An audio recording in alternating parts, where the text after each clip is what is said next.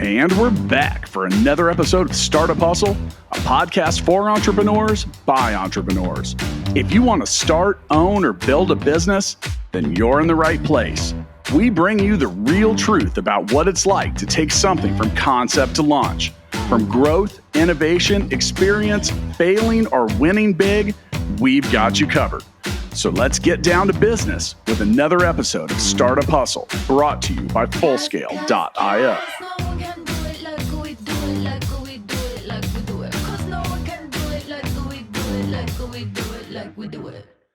And we're back. Another episode of Startup Hustle. Matt DeCoursey here with one of my favorite subjects today, marketing.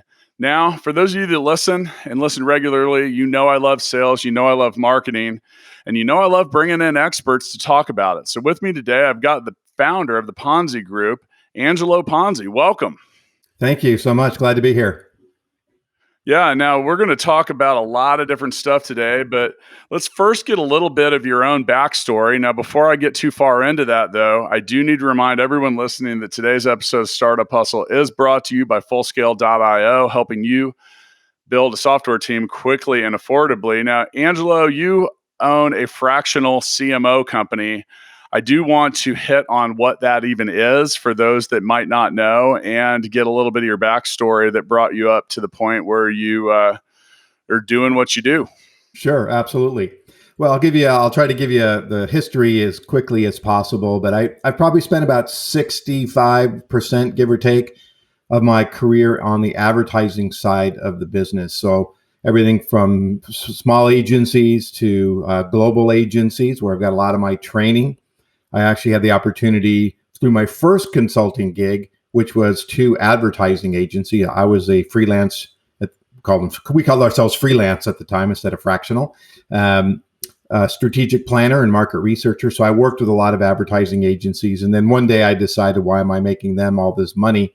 So I converted myself into a full service agency, had the opportunity to grow it and sell it. And then people that bought me put me into another agency for a while.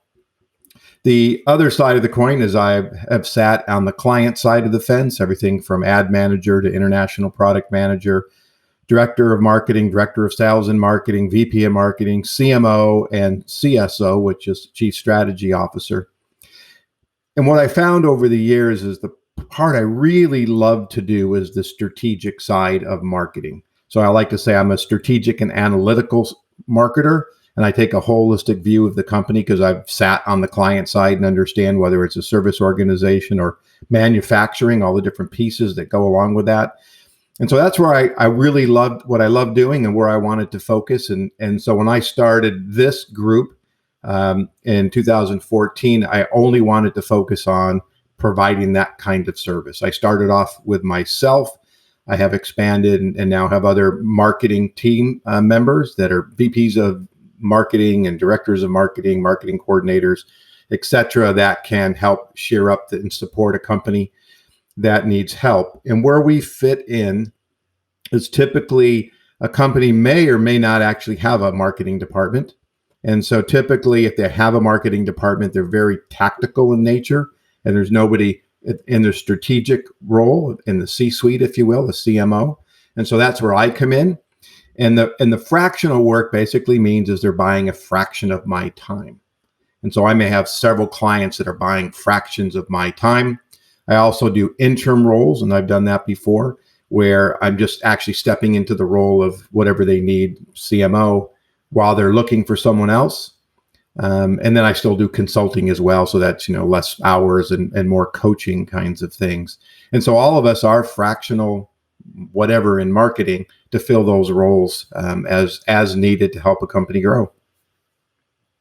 Now, and I appreciate the backstory there, but I'll go ahead and raise you up a little bit here because you've worked with some pretty big brands, including AT&T, Ericsson, Seagram's, Kettle One, Cabo Wabo, Cold Stone, Arby's. The list goes on and on. If you guys want to see more about the places that Angelo has helped create strategy with or done marketing stuff for, just scroll on down and click the link in the show notes. You can go to the ponzigroup.com. Now, the term fractional is thrown around a lot. And like you mentioned, that was once known as freelance. For those of you that have ever hired an attorney, you had a fractional legal team. Is, I think, maybe the best way for many people to wrap their arms around it. I was just talking about this subject the other day when it comes to strategy as well.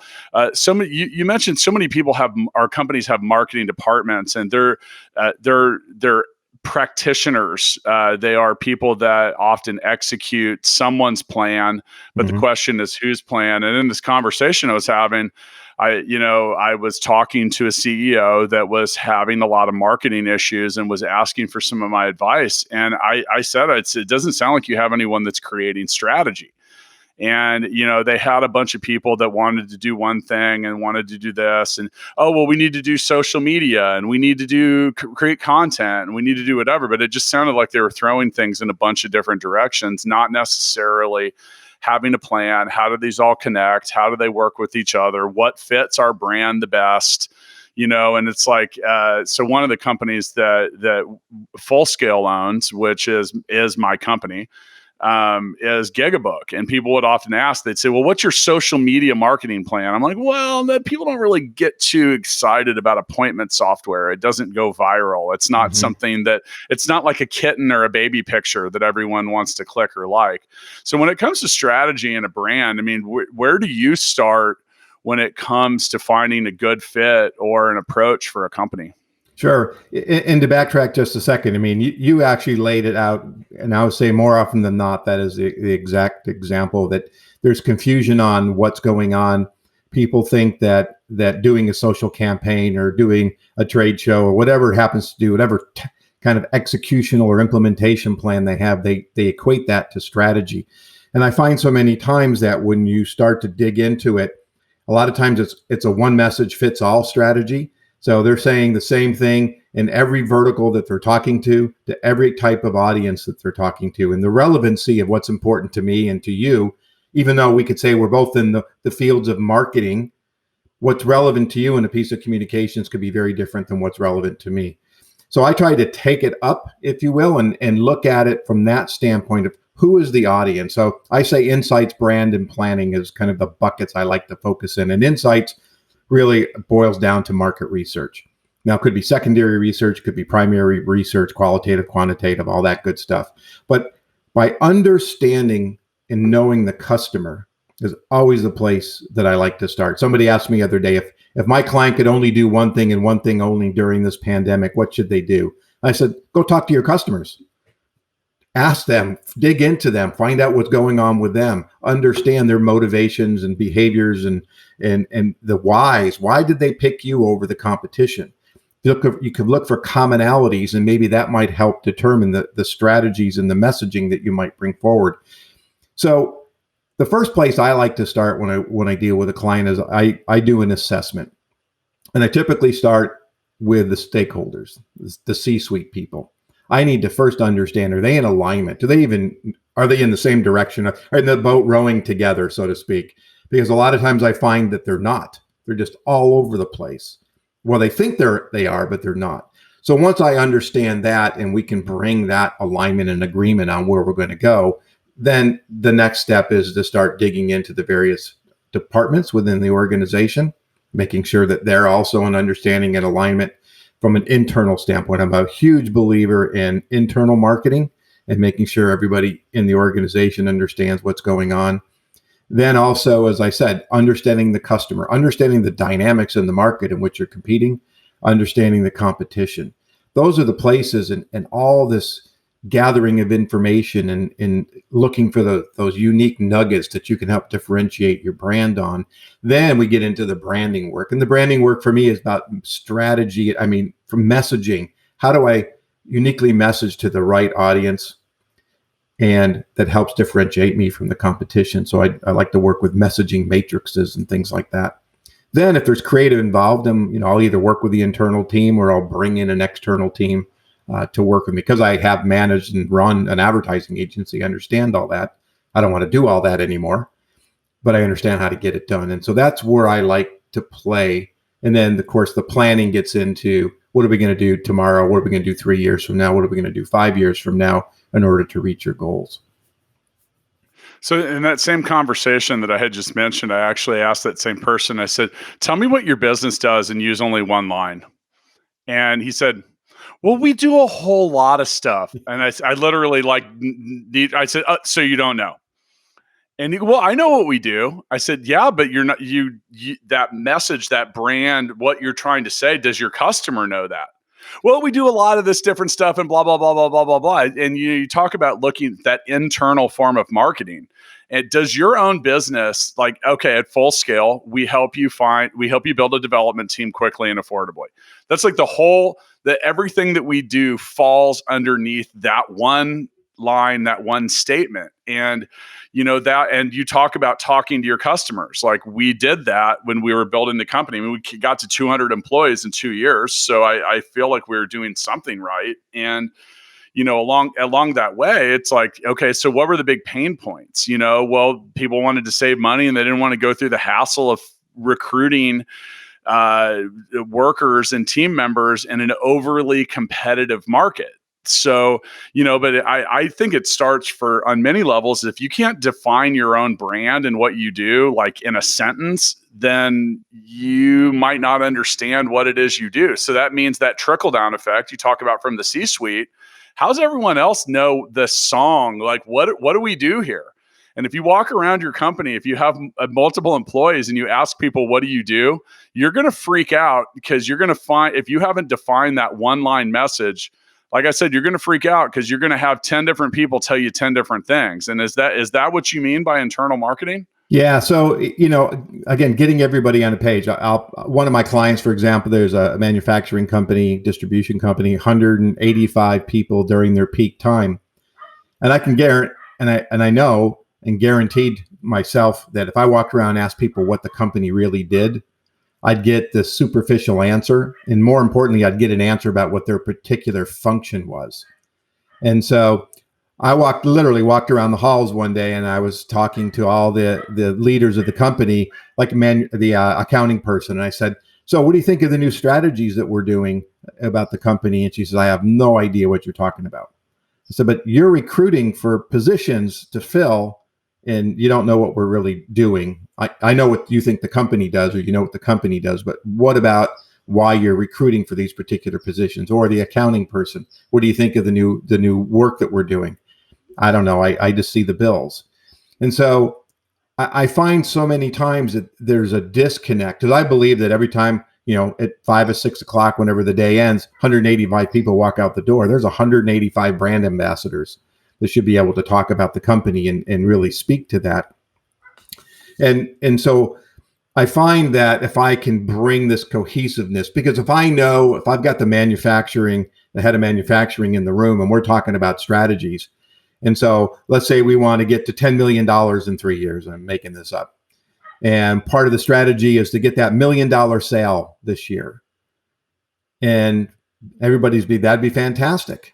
And then we turn to the manufacturing guys. If we brought in $1 million sale tomorrow or next month, can we produce it? Well, I don't have the inventory for that. Or, I need stuff out of China and there's no way I could get it in a couple of weeks in order to build it. So without everybody understanding what's going on in the team, you really run a risk of, well, one department's cheering, the other department could be suffering because they don't understand what's going on. That's when I mentioned about kind of a holistic approach, because everybody's all got to be working together. Quick story, I go back years ago, I worked on Burlington Air Express. I don't know if you're familiar with them, but they were trying to get into the overnight express business. And they wanted to compete with UPS and FedEx. And so we worked with them. It's when I had an ad agency, and we worked on this campaign. It was a fantastic campaign. Campaign launched and nothing. The phone never rang. And so, of course, the VP of marketing was like, what the heck's going on? And long story short, we did a quick analysis, or they did inside. At the exact same week that the campaign launched, somebody in accounting saw a bunch of 800 numbers that were never being used and turned them off.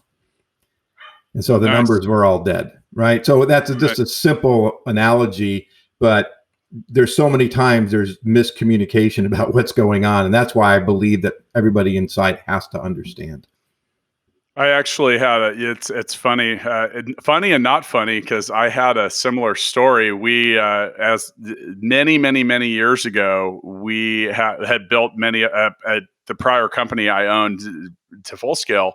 We had we would build our own websites that acted as marketplaces for buyers and sellers, and in a one-off contract, we had built one for kind of, I don't want to say competitor, but a similar type business. Got paid quite well, and then as we got a few months down the line, we noticed that our phone sales had dropped off quite a bit, and we couldn't figure out why. And through just kind of a matter of dumb luck, I went to that site that we had built, and I saw the phone number, and I went to some of the sites that we had been building because we owned a whole bunch of properties. And through lack of communication, we had been putting this other guy's phone number, the image that had the phone number on it at the time, had been putting them on all the new sites. So we had about like 15 sites, and the first 9 were killing it. They would get, we'd get a repeatable number of phone orders. And then the next 6 that we built, I was like, why do these only get online orders? The phone doesn't ring, because we had ways to track that. And I was like, oh my God. So yeah, and that went on for a few months. And that was lack of communication and shitty planning. And honestly, man, it had a lot to do with us with us being busy and not even looking at where our own sales were coming from. So you can have there can be some things that can occur there. And then, another example, and you're right with hey, even if we sold this, could we fulfill it?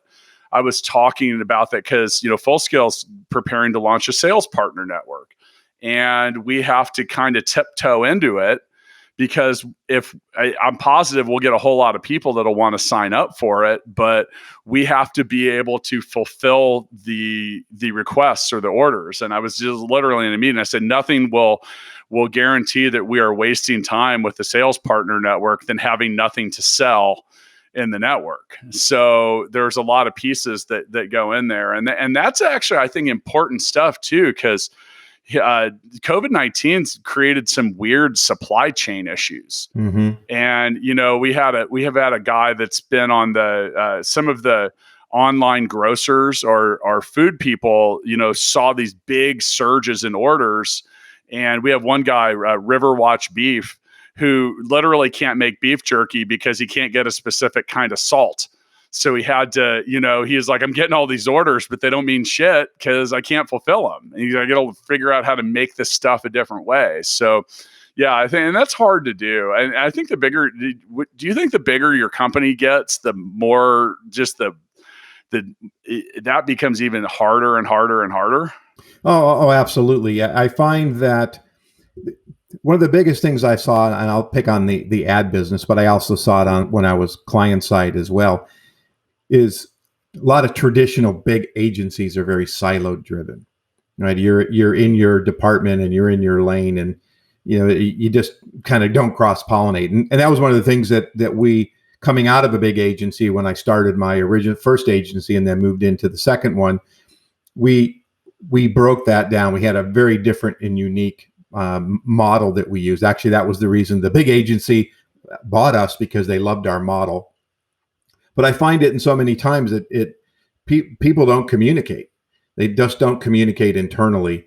And, it really starts at the top, and what that kind of the leadership that is set and the culture of the organization and how that trickles down and to open up communications. People, the workers, I'll make a broad statement, are afraid to, in most cases, to speak up, especially nowadays. I mean, if you don't want to rock any boats, you're afraid to, you're going to lose your job. I worked for a financial organization. There was about 150 of us at the time. I was the fractional CSO, and I did an employee survey.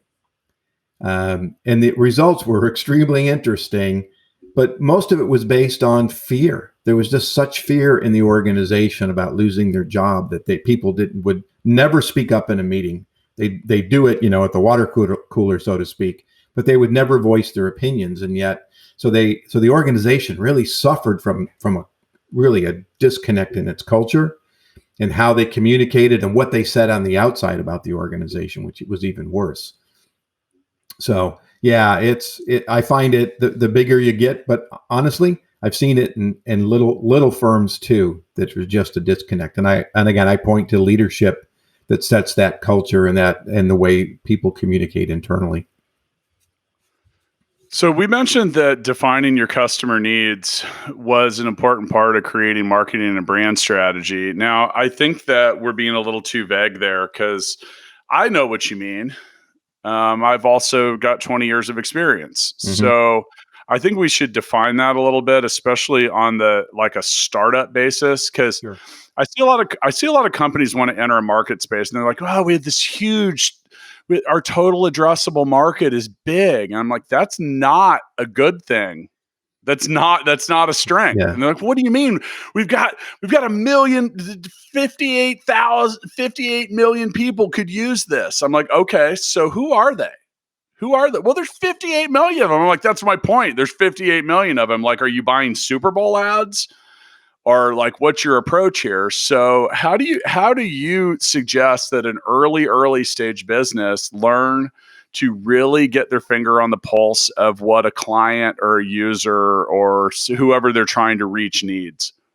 Sure. Well, I think first, as they're developing their product, and I see a lot of startup folks, they have this kind of build it and they will come mentality, right? The field of dreams. And so It's a bad thing, by the way. yeah, it's a bad strategy. Is Yeah.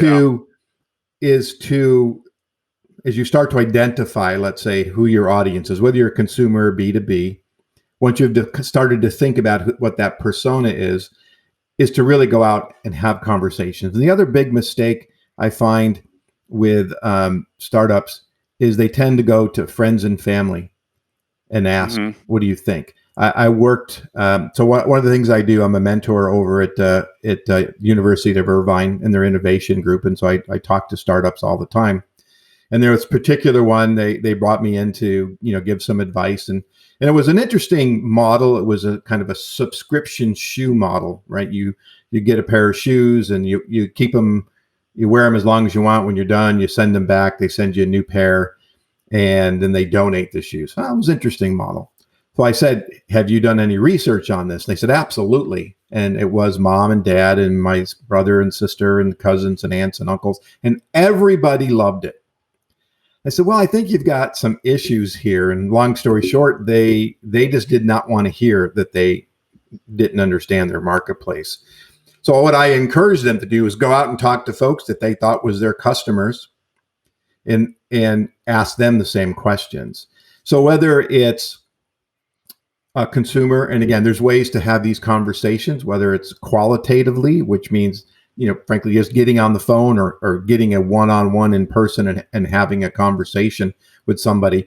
And the thing I highly recommend to any company, especially startups, is develop a discussion guide, if you will, a questionnaire, to help you focus. Because what happens is, if I went out and interviewed a potential customer to try to understand if my product was viable, and you went out and talked to somebody in the same market, well, we have different styles.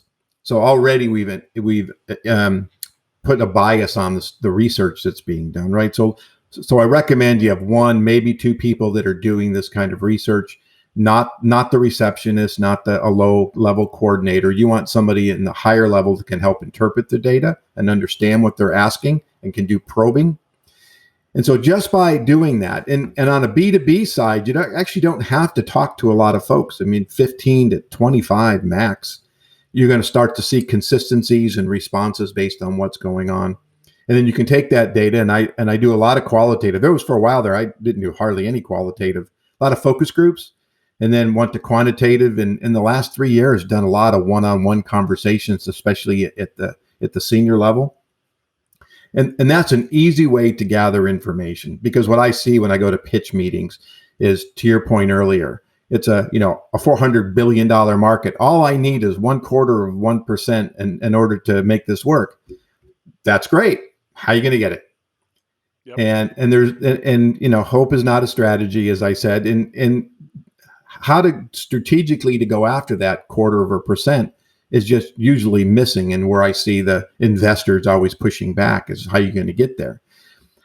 Where when I've been involved and we've done research that kind of supports what they're going on, it adds that level of credibility that you're just not reading something in a book or in an article and deciding that you're going to go after that. So that is probably the simplest and the easiest way to go out and just have one-on-one conversations. If you got a gazillion people that could potentially buy your product, it should be easy to find a handful of them to start to give you some feeling, to take it out of your gut of what's right and what's wrong. I worked with a startup for a couple years actually, and it was a CEO who had retired from a big company, $400 million company in the environmental engineering business. Long story short, he created a program that allowed high school students to identify their best career choice prior to going to college, even selecting a college. So once they could do that, then they could figure out what was the best major, and then in turn, what's the best college. We probably argued ad nauseum about who our target audience was and about messaging. He was trying to use his experience as a CEO of an environmental engineering company that had 3 competitors in a very isolated market to mass marketing on the consumer side, where our customer was actually mom and dad and the user was actually the kid. And so there was always this confusion about what was the right messaging. And it took a long time to ever actually get to the point where it made any sense, just because he refused to listen. So I would always say to him, you're 80 years old. You're not the target audience, right? Get it out of what you think. We need to talk to the customers, the people who are going to use it and buy it. And that's what we ended up doing. We would hold events. We would present the concept of what the program was. We would give it free to people to do beta testing for us, with the idea that we had to get feedback from them and we could learn. And that's how the program got refined eventually before it got launched. One of the things that I'm caught saying a lot on this show is you got to listen for the echo.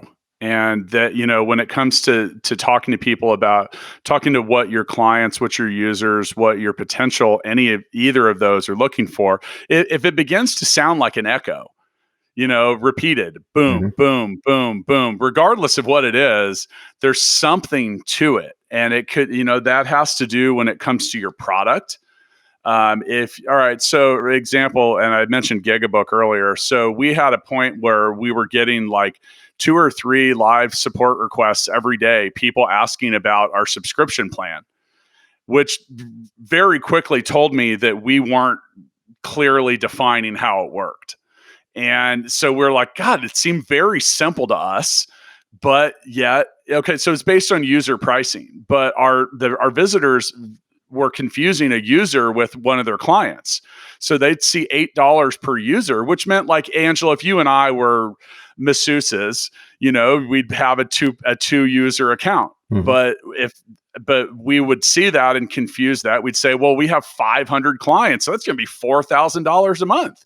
But that echo and that constant chirping. Now, regardless of what it is, it could be feedback, it could be about your product, it could be about your marketing, or could it be about what people need? And I think one of the things when it comes to creating a marketing and brand strategy is, and this is something that is simplistic on many levels, but so many people don't get, is like, what's the benefit? What benefit does your buyer or whoever's your consumer, what are they seeking? And it's not always about like, and that's the thing that, and still talking about Gigabook, as we created this brand message around it, I thought people would want to run a clean business. They would want efficiency. They would want reminders and notifications.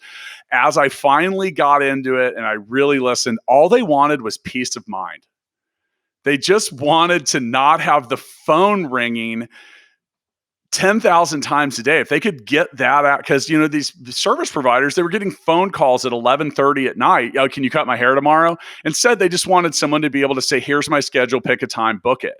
But and it took us a while to really kind of figure that out, because we were don't miss an opportunity sounds like a great thing, but people really just wanted some peace of mind. So I think, and you look at like the things that make people buy, and you talk, okay, so you mentioned that sneaker company.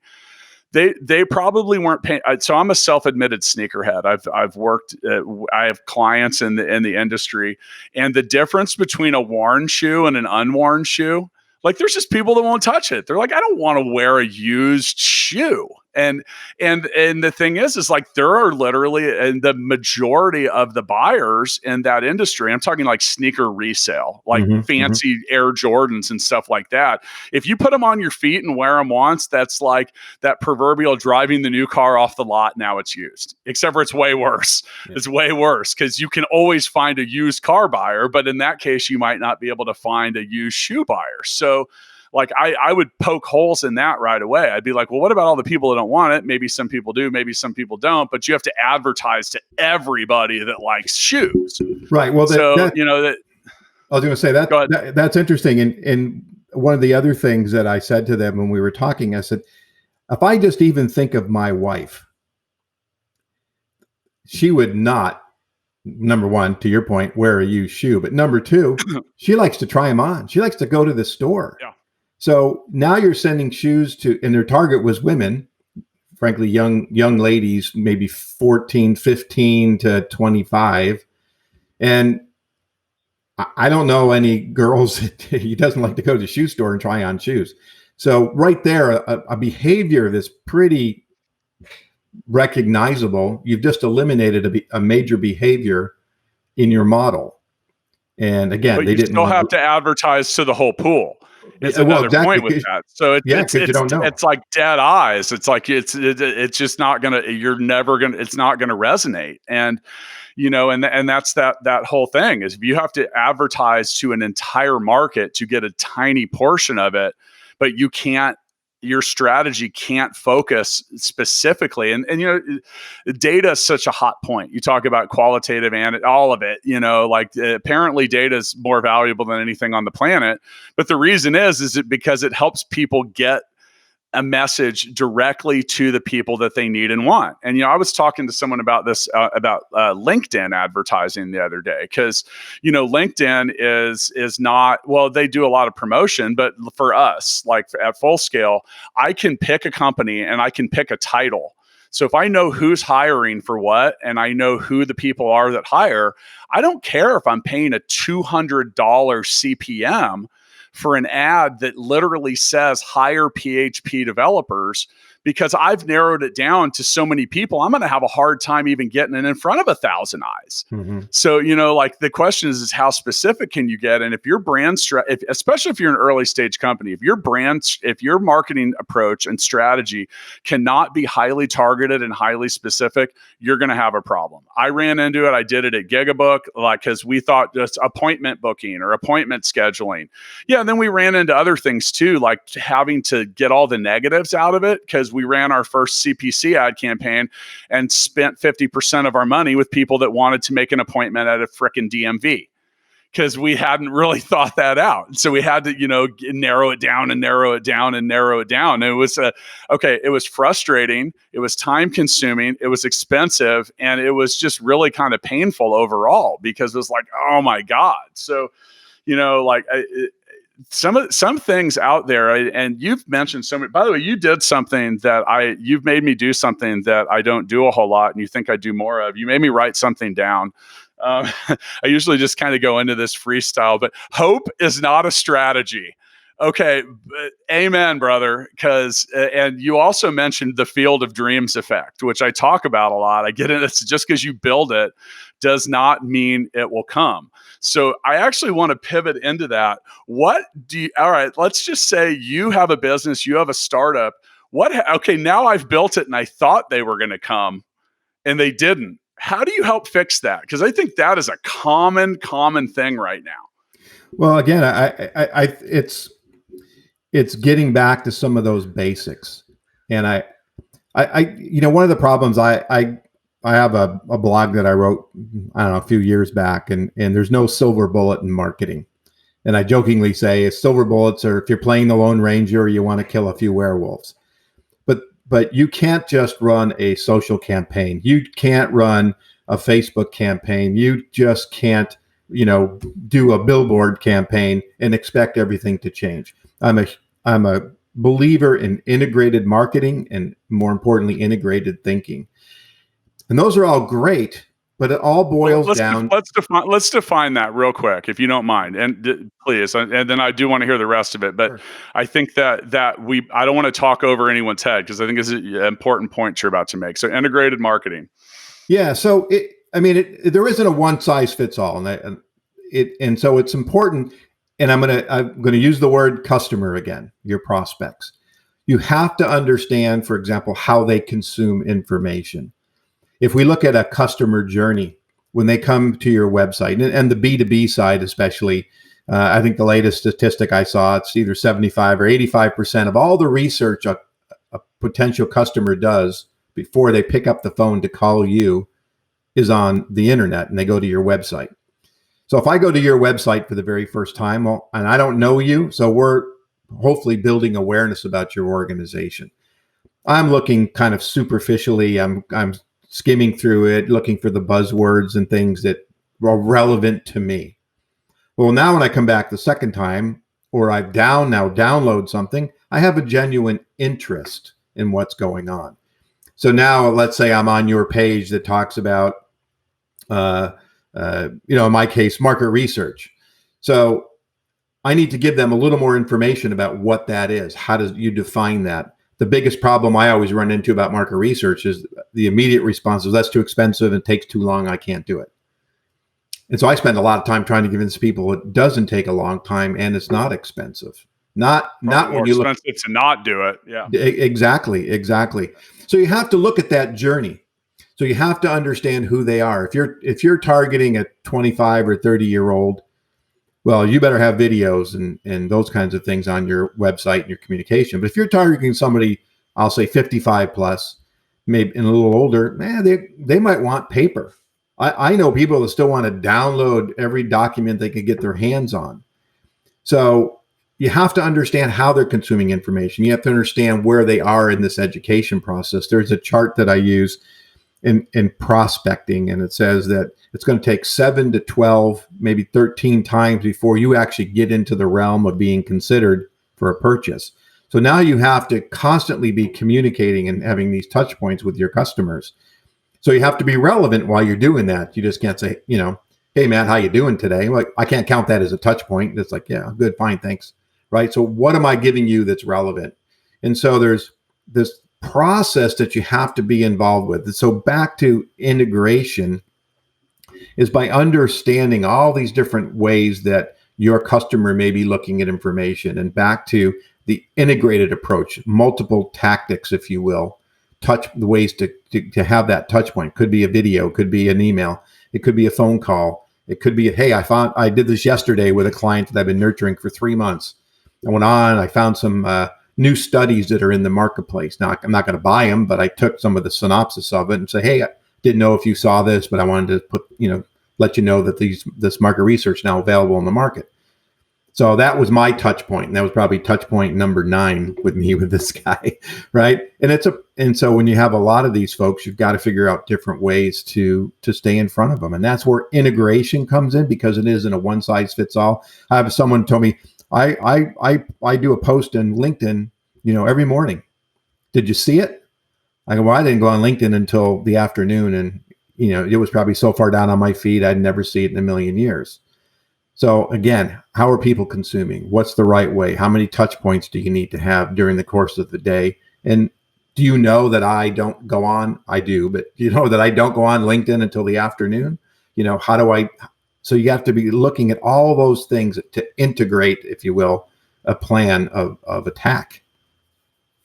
It was last fall. I was talking to one of my peers, and probably the greatest compliment that I got last year. And he's like, dude, I see you everywhere.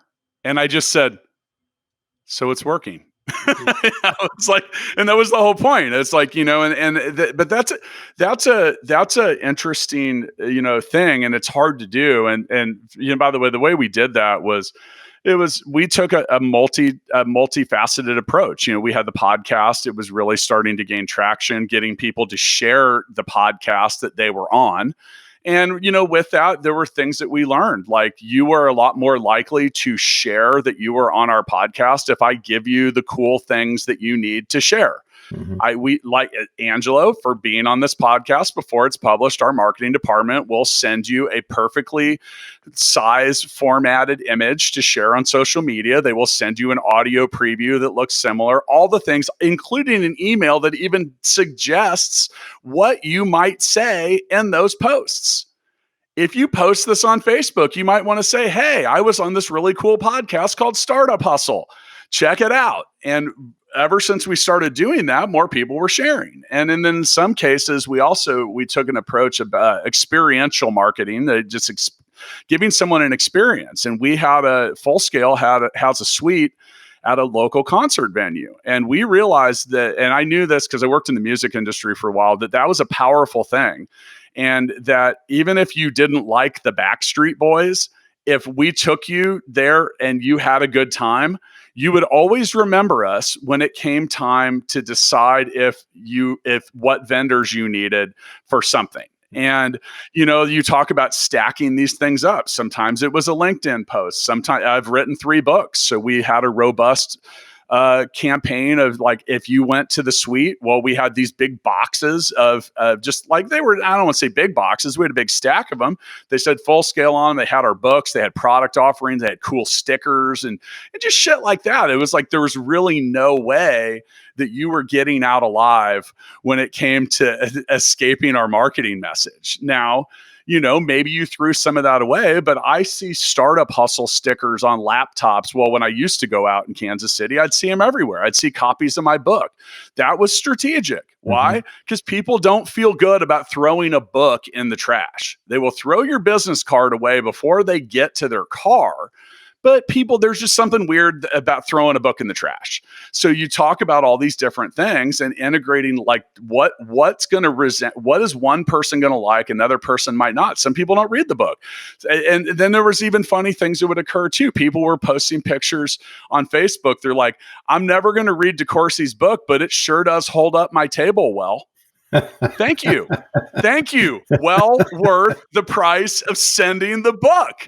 I have pictures of people's babies reading my book, like all kinds of weird stuff. Like, I've, people posted pictures of my book sitting on the floor next to a toilet.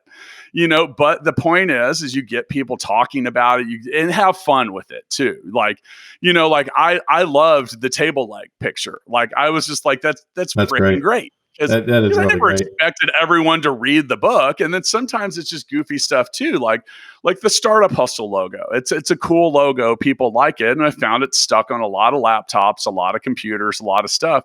And we'd always give people more. Like, they would come by, I'd give them like 10 of them. And, some people I'd be like, oh, do you listen to podcasts? Oh, that's a podcast? All right, well, hey, we took a shot. So, there's a lot of different ways to integrate your approach, but there's 3 words that I've always used: test, test, test. Yeah. Well, you just never know what's going to resonate, right? And to your point, you've got a lot of different things going on. That's the basics of integration, and you just never know. I was in the action sports industry for about 13 years, actually longer than that. I started off working for Pacific Sunwear, doing their research for them. And after about 9 years and meeting a lot of the leaders at that point in time, the McKnights and, the Quicksilver guys and the Hurley guys, they would always say, we wish there was more information like this. There's just no research in our industry. And so, being the marketing guy, I went, maybe there's an idea here. And so I launched and started a company called Board Track. And it was a quantitative research studies and surfing, skating, and snowboarding. And over the course of the year, I would utilize the data. To your point, I had stickers. I was a research company, but I was in the action sports industry. I would put stickers out. I would put T-shirts out. I would do anything I could do to keep my name in front of people. I'd give away data. I would do interviews all the time, a lot of speeches, a lot of articles. And so it's the same kind of thing now. It's, you have to stay ever present, because number one, you want to be there when somebody decides that they need your service. You need to be easily found and easy way to communicate. And so there is an effort, that jokingly, as we were saying, the build it and they will come just doesn't work. as a strategy. And so how are you going to reach that audience? If you're a startup, how are you going to really get to your core audience? How are you going to get them to buy? And everything you do should be documented because you're learning. To your point earlier on your calendar program, you learned that the messaging was not quite right. And so, and you learned and you evolved and you modified to make things work. And there's that feedback loop. There's so many times that I remember I was working with this company and they were in the credit card processing industry. And we were in a meeting and they were talking about how a bunch of retailers had fired them and, got rid of their service. And so I said, well, let's go into customer service, find out what's happening. Let's take that information, look at churn, and maybe we can come up with a predictive model so we can predict what the key attributes are that we hear from a retailer that potentially they're going to fire us. Well, they hadn't collected any of that information. It was just, one guy had it on notes, one guy had it in a computer, one guy wrote it in Excel, another guy wrote it in Word. So there was no way to collect that data. So a lot of companies don't understand the power, especially as they get going, of the data that they do have inside and to really mine that. And that's, again, what does that cost? It costs manpower, but there's no, physical dollars out of your pocket. Yeah, well, overall, creating that strategy makes all the other stuff happen. And then, I see that a lot. And it's easy I'll tell you what, man, it's easy to be busy. You're doing a lot of different things. The marketing is, okay, until something's sold in a business, nothing else really occurs. And, I think for those of you that are listening that are in an early stage, I think startups get caught up in funding. Oh, we got to raise another round. And sometimes I've said to so many people, I'm like, you could just try to sell something because eventually that funding is going to dry up. That runway is going to end. Sales or users in some cases are the validation for why that funding's coming in. And if you are going to very quickly run into a situation where people are like, okay, well, what does it cost to get a customer? And if you say, I don't know, you're going to get to that stage where people aren't going to write you that check. Now, Speaking of what stage we're at, we have raced through this episode. I mentioned at the top of the show, I could talk about this all day. And thank you. You've got a lot of great input, and I think people will find it useful. If you want to just scroll down to the show notes and click the Ponzi Group link. If you want to find more about Angelo, he does a lot of great stuff. We had a call last week and talked about some of this stuff, and there's just really a lot of cool stuff that you can do. Look, you don't have to be an expert marketing strategist to have an expert marketing strategy. Go find a CMO. That's what I love about fractional services. And we use a fractional CFO who's actually a sponsor of many of our shows. We don't do a ton of transactions. Like we have a couple hundred a month, and that's not a lot. That's not high volume. I don't have high-end accounting needs and stuff like that. So being able to get expert fractional help at a portion of a full-time budget is very advantageous. 10 years ago, I wasn't a big advocate just because I felt like I needed to figure out how to do everything myself. Now, man, it's like Frank Lucas in American Gangster, man. You got to go straight to the source. Find the good shit and don't be afraid to pay for it. If you have to take a raft through the middle of the jungle to get there, then do it. So now we end our episodes of Startup Hustle with what we call the Founders Freestyle. I'd like to hear, that's just a moment for you to wrap up. I'd like to hear anything you have to say about what we talked about today, but maybe if you have one golden marketing tip that you tell everyone, if you could share that. And if you've already shared it, then re-emphasize it perhaps, but I'll go ahead and let you rock there. Yeah. Well, I think the biggest thing for me is not rushing to tactics. A lot of times I'll get phone calls. I need a website. I need a social campaign. I need this. And what, my question is why? I mean, what are you going to say? Who's your audience? So if I could say anything to your audience is start at the beginning. Who is going to buy your product? Figure out who that is and go have conversations with them to understand what their needs really are. Working with a telemedicine company, a software startup, and they had these 25 features, and they were trying to determine what was the best features to roll out with because they were trying to raise money. Long story short, at the end of the day, they needed 5 of the 25 to become a viable product, which means they needed less money, less time to develop, which means they were in the market much quicker. If they had gone the path that they were going, they would still be developing, and 2 years ago. Right? So by understanding what's going to get people to buy, what's important, and the relevancy, and if you're in different vertical markets, you're targeting different consumers or different businesses, you have to understand who those consumers are, customers are in each one of those verticals. Because just because they're going to buy your product or your service doesn't mean they're the same motivations, behaviors that are going to drive them. The other thing is your competitors. I usually get, is our annual plan, let's go out and analyze our competitors. And my point is, it needs to happen constantly. That's why I actually have an ebook on my website on establishing a competitive intelligence program.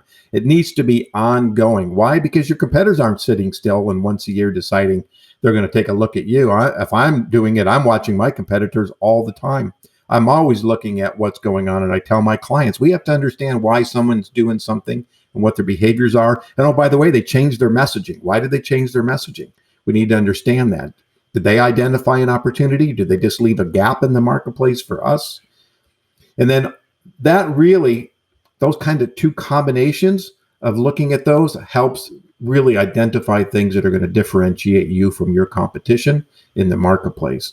So if I was going to do anything for any company, that is the place I would start, because I think by having some of that information helps you understand how you can get that 1/4 or 1% of that gazillion-dollar marketplace. Throwing a dart at the wall is not going to get you there.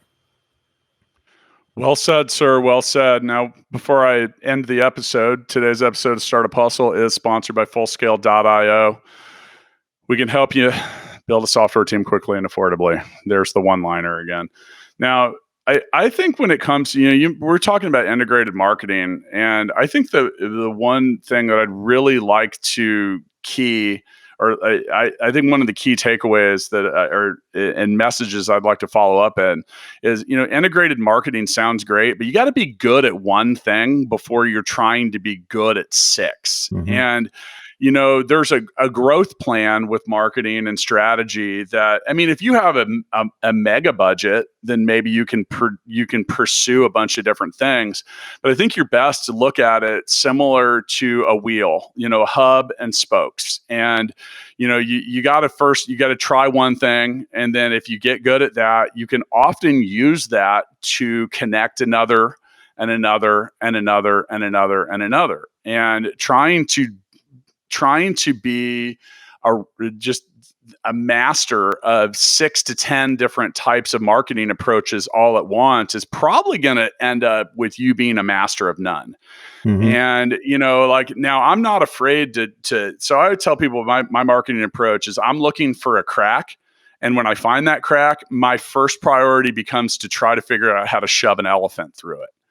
And, so it's okay to go out and look for a bunch of different things, and you can poke around at 10 different things looking for the crack. But when you find it, become a master of that and go boom. Because the thing is once you shove an elephant through that crack isn't going to be a crack anymore. It's wide open. And you mentioned a lot of competitors and other people are watching.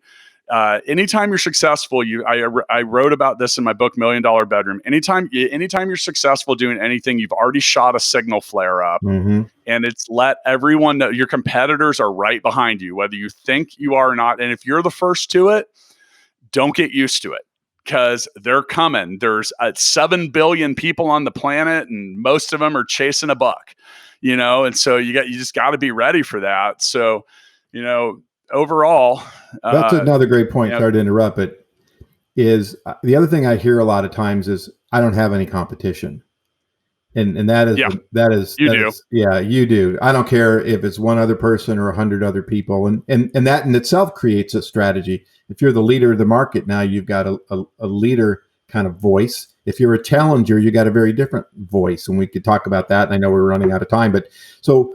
There's always those different aspects. And again, back to everything you were just talking about of not, becoming a master at a few and not, a master of none.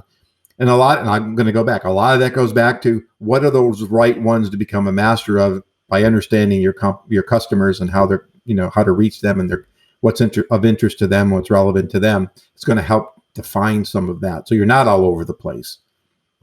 You talk about if you really are the first. Okay, so if someone says I'm the only one doing this, that's actually a red flag for me, because I wonder, like, okay, first off, have they actually done the research, and are they aware that they might not be the only one doing it? And then second off, at this point of business, life, and commerce, if you are really the first person to do it and you're the only one there doing it, is it really that big of a market? Is it Mm-hmm. really that big of a solution? Is it really that big of an opportunity? Now, occasionally you are first, but that is very rare. I've been jokingly saying, maybe not jokingly, but I've been saying for years that all original ideas are gone.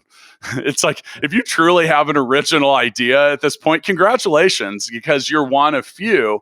Because it's just, there's that many people doing that many things, that many businesses. And, like, I mean, there is a, you look at the internet, and I first started doing e-commerce in 2009. That's 11 years ago, which feel in startup years is like 100, but it did feel like the Wild West in a lot of ways. But there was still a shitload of people doing a shitload of different things. So Right. now, speaking of that, man, I'm all fired up because these kind of conversations get me going. I'm going to end the show because I got to get out of here and make sure that my business is not using hope as a strategy. So I'll see you next time, man. Thanks for your time. All right. Thank you. I really appreciate it.